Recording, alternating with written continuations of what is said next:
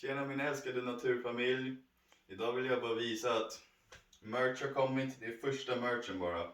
Och det här är en så här specialdesignad på hemsidan. Om man går in på hemsidan så är det typ bara massa automatiska plagg med trycken på framsidan bara. Men om man klickar på designa själv, och jag kommer skicka en länk i beskrivningen som kommer till exakt den här designen. Men om man klickar på designa själv på Nature Family webbshoppen så kan man bara använda de här trycken som jag har lagt in och designa den själv vart ni vill att det sitter och peace-tecken och sådana saker. Med vilka plagg ni vill. Det är ascoolt och kvalitet vart inte så här.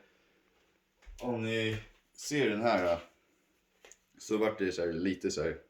Det ser lite använt ut. Men jag tycker det är asnice som första merch. Det duger lätt, man kan ju rappa Nature Family på något sätt i alla fall. Och det är det som är hela poängen med sprida budskapet. Och And the back, but move away from me.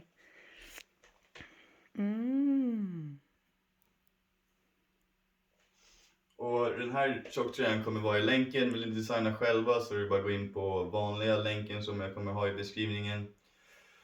Och sen skulle jag bara vilja att alla bara förstår att med 1, 2, 3 andetag så kan man komma helt ur sitt sinne. Vi kan ta ett djupt andetag tillsammans. Var bara hela andetaget in och ut. Vi kör nu.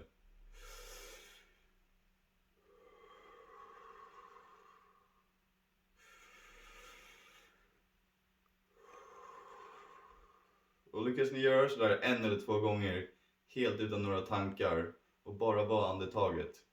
Det är det som meditation är. Du kan göra det när du rör på dig, du kan göra det när du sitter ner. Du kan göra det när som helst. Och lyckas du göra så utan tankar i 300 andetag kommer du lära dig producera DNT från ditt tredje öga. Och det var kunskapen i den här videon. Jag älskar er alla. Checka ut merchen.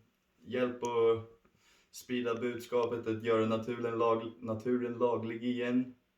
Jag älskar er alla. Peace out.